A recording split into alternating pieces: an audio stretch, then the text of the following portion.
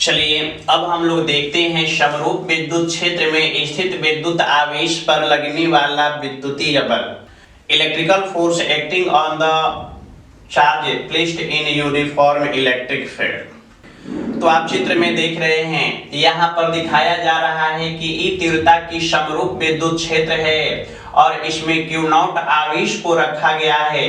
तो भाई यदि आवेश हैं तो आप याद कीजिए, हम आपको एक टॉपिक पढ़ाए हैं विद्युत क्षेत्र की तीव्रता, और वहां ये बतलाया गया है कि यदि विद्युत क्षेत्र में किसी बिंदु पर Q0 आवेश स्थित है जहां पर विद्युत क्षेत्र की तीव्रता E है और इस आवेश पर लगने वाला विद्युतीय बल F है, तो उस बिंदु पर विद्युत क्षेत्र की तीव्रता E = F/Q0।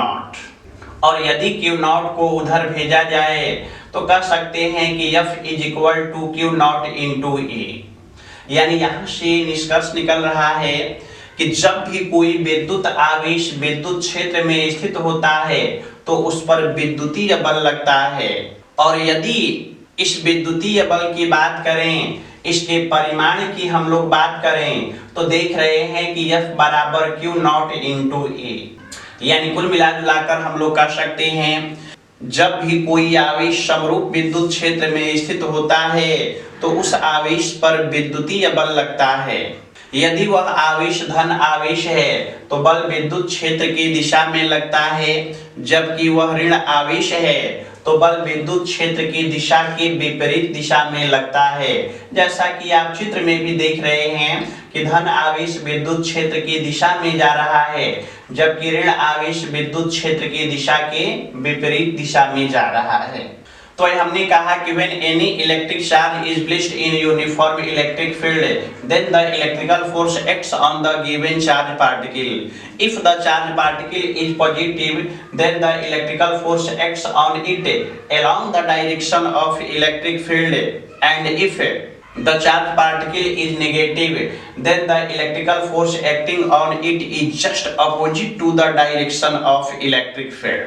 चलिए कहा जा सकता है कि मान लिया जाए ई तीव्रता की समरूप विद्युत क्षेत्र है जो आप चित्र में देख रहे हैं, और यदि इसमें Q0 परिमाण के बिंदु आवेश को रख दिया जाए तो इस पर लगने वाला विद्युतीय बल F = Q0 × E।